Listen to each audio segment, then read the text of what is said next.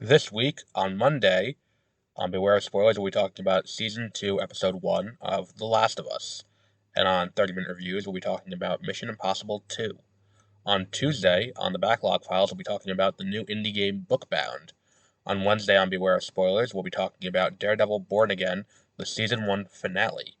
On Thursday, also on Beware of Spoilers, we'll be talking about the new movie Sinners with Michael B. Jordan, directed by Ryan Coogler. And on Sunday, we'll be rounding out the week with Season 2, Episode 2 of the revival on Disney Plus of Doctor Who, also on Beware of Spoilers. As always, you can keep track of our schedule on mwpnews.com.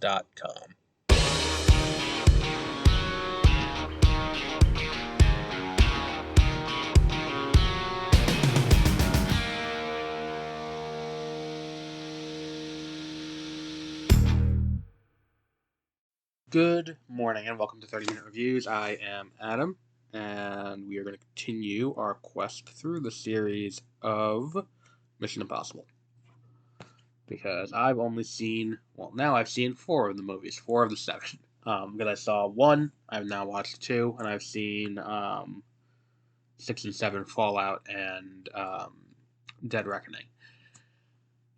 I hope this is the weakest entry in the franchise. Because there are a lot of things in this movie that I'm just kind of not all there with. And I hope that this is an improvement. We're going to have more to talk about next week with 3, because I know there's a lot of other issues that we kind of have to get into with that beyond just the movie itself, but some of the behind-the-scenes stuff and all of that, the production troubles. This one didn't seem to have those troubles. They brought in John Woo to direct, and I think it's a shame because a lot of the action sequences in this movie are just kind of lackluster, for lack of a better word. Like, especially at the end when he's fighting Dougray Scott at the end, and it's just like, who choreographed this? This doesn't look like a real fight. This looks like a kung fu movie. Like, and for the rest of the movie to be as grounded as it is, it's just kind of a weird thing. Narratively, I think the movie's kind of in a weird place, because the way they talk about Ethan Hunt and the way he does things, you would think this would be more than just the second movie. And I'm sure that there's history in the TV show that I'm just not familiar with, but I think by the time you get to 2000, I think a lot of people are divorced from that and are looking at this as like, well, this is the second movie, like, because he's talking about like, well, Hunt likes to do this. Like, there's a great moment in the middle of this movie when they're doing the heist to try and destroy Chimera, and we get the 2 planes of action, well, the 2 plans for how they're going to handle this. You get Dougray Scott and his team talking about how they're going to break in, and how Hunt's going to break in, and Hunt laying out his plan and it being exactly the same. And it's a really cool moment. The issue is this is only the second movie. Like, if this happened in the new one, I'd be like, oh, that's great, because this is someone who's been studying him and knows how he operates and all of that. I don't get that out of this movie. Too much of the early movie is set trying to set up this relationship with Naya, I think her name is, Thandie Newton's character, and I don't think that quite pays off. Where it's like, why? Um, like, way too much time is spent on that. For a 2-hour movie, you could have cut it down to like an hour 45 by cutting down some of that. And it's a shame because I think that she's great in this, but I don't think her role is, you know, I think that's in spite of her role more than it is because of her role. Like, it's her bringing her acting ability above and beyond what the role demands, which, is what it is.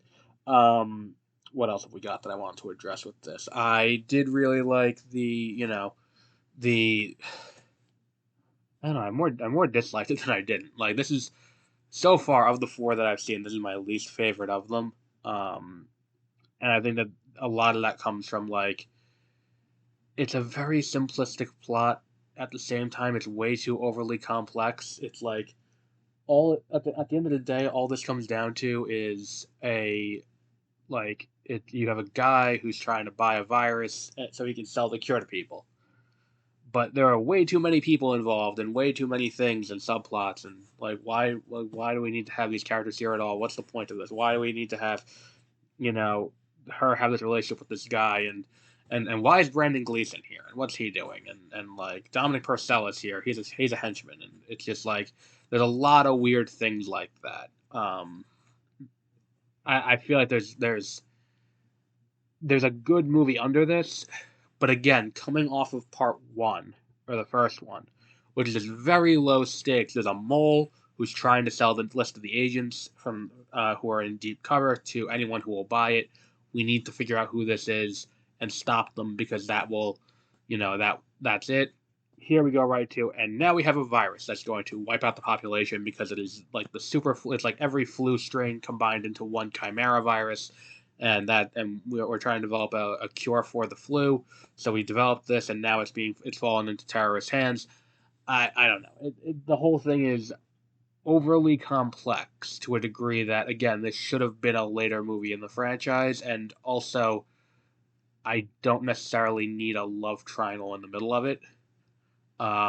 And the way I guess the characters are towards her are just so dismissive. It's kind of annoying because it's like she's pretty capable. Like we see her throughout the movie, and she is established to be a very capable person.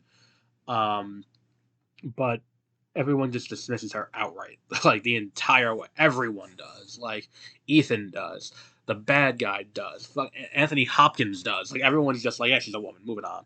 Like get her to do it, and it's like, what? Like okay, whatever. Um, Hopefully 3 is an improvement considering that originally it was supposed to have David Fincher and then he dropped out and ended up with J.J. Abrams. So I'm gonna keep my hopes kind of in check. But I think that 3 is when Simon Pegg gets introduced, so I think we're going to be getting closer to the movies now, and we'll see how that kind of goes. Um, but just yeah, I mean, and even so, it's like the action sequences were nothing to write home about, which in a movie like this is kind of an important thing. We kind of need to see these action sequences pop because that's what we're here for. And to see this franchise go from like in the very beginning, we have him climbing these rocks, and it's like, oh, that looks really cool. And then we get to this fight at the end, and it's just like, why is he doing these flips as he kicks them? Like, just beat the crap out of him and be done with it. Like, it's just so stupid. Like, I don't know. It is what it is. Next week we'll be doing Mission Impossible 3. Hopefully it's an improvement, and we'll be continuing through with all of this. We will also be doing Lilo and Stitch in the lead up to Lilo and Stitch, and Karate Kid in the lead up to Karate Kid, but dates on those are TBD. We might do Black Widow. I gotta look at the feed and see when was the last time we talked about Black Widow. If we did that too recently, we're not gonna do Black Widow. I'm sorry.